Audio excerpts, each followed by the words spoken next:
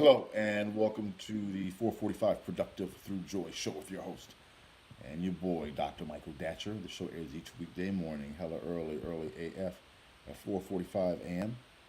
Here on YouTube's Michael Datcher channel, then 4:45 p.m. on Facebook Live. Today we are talking about really interesting and critical topic, the topic of courage, and topic courage is a relationship to productivity. How it is being courageous, embracing courage, living courageously impact your productivity. So get ready for a powerful show. If you are new to the show, we air each weekday morning, hella early at 4:45 a.m. here on YouTube's Michael Datcher channel, then at 4:45 p.m. on Facebook Live. Um, very powerful show. To learn more, you can go to productivethroughjoy.com to see about us. We speak to groups, schools, and organizations about being productive through joy. Please also hit that subscribe button and become a subscriber. All right. So today, guys, we are talking about again courage and productivity. I should also say a few words about myself for those of you who are new to the show. The show airs each weekday morning, hella early AF at 4:45 a.m. Again, right now, and then 4:45 p.m. I am the author of the New York Times bestseller Raising Fences, which was a Today Show Book of the Month pick.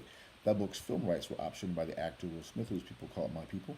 I'm also the author of the acclaimed historical novel Americus, which is set 13 miles from Ferguson, where, of course, Michael Brown um, was murdered in the conflagration which ensued there as well.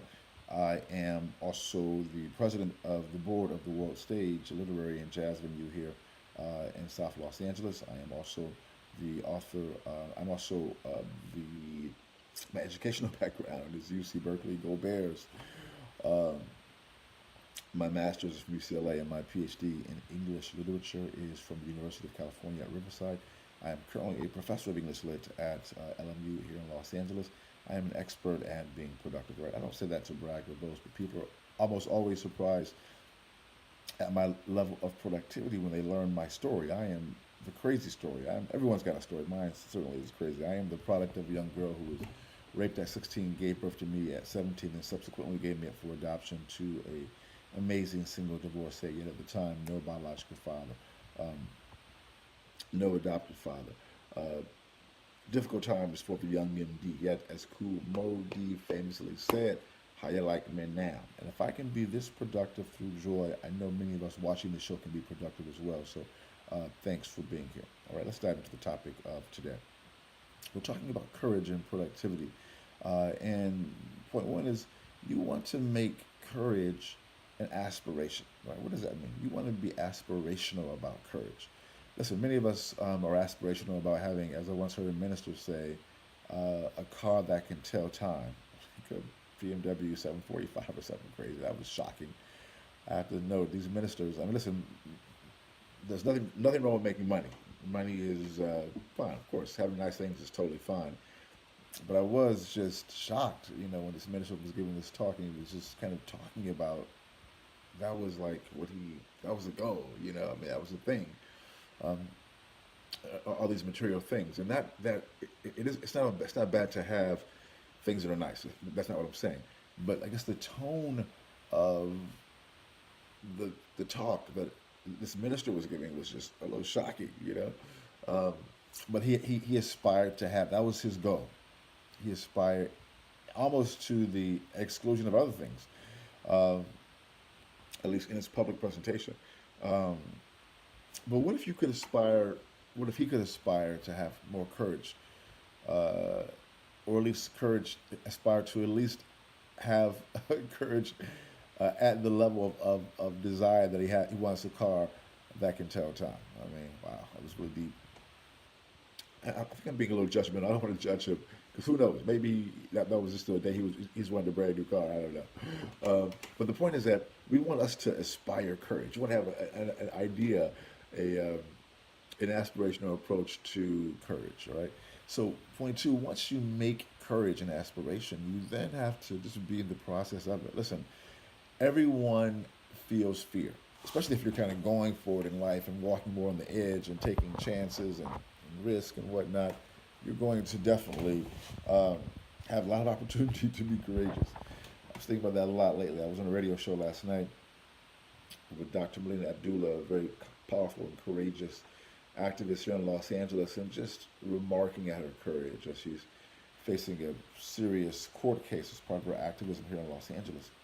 And just reflecting on the beauty of her courage and just, the family and, and listen, challenged by that example and inspired by it to be more courageous, right? I mean, I've been very courageous, I actually, be honest, but I can certainly be more. And that's the thing, you don't want to courage yourself. Courage is not a thing that you say, well, I was courage from 2008, 2015. I'm done. I'm done with courage. It's a lifestyle, which is the point. Courageousness, living courageously is a lifestyle.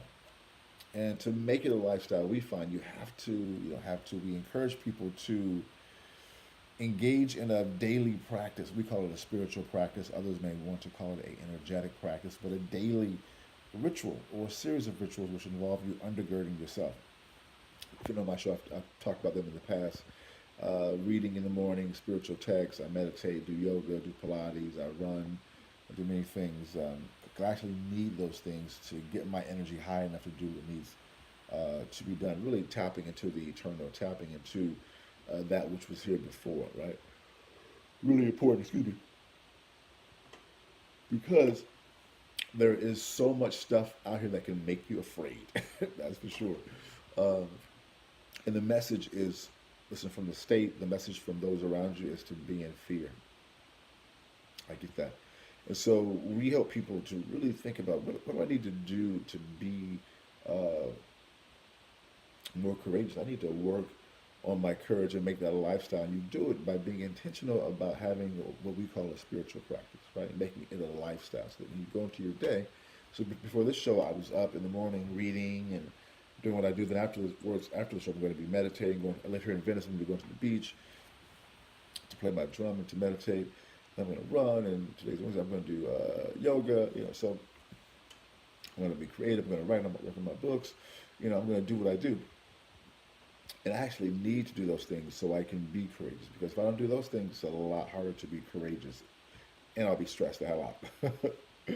So you want to make courage a lifestyle, which goes right into point 3. When courage is your lifestyle, you're able to enter into your discomfort zone. You definitely will get out of your comfort zone. It takes courage to get out of that comfort zone. Because when you're comfortable, the need for having heightened levels of courage is not necessary, right? But when you're out of your comfort zone, let me tell you, you better have some courage, or you're not going to be in that out of that comfort zone for very long. You might get slapped around outside the comfort zone and head right back into it, And so you want to have that as an attitude. I need to get out of my comfort zone, which means being courageous. But the beautiful thing about courage is that once you are living a courageous life, even when you suffer some of the slings and arrows of being out there, which I have, oh my goodness. Woo! Because when you're out there also living courageously, listen, you get attacked, things happen, it's not so nice, But I have to say, I just got a little chill, because when you're living courageously, it's true, you're living a more fully realized life. Your life is just fuller, And it's really powerful. It's really, really a powerful, powerful time. In fact, if you are out in LA tonight, I'll be interviewing Jerry quickly at the World Stage, 4321 Degnan Boulevard. Come out and talk to us.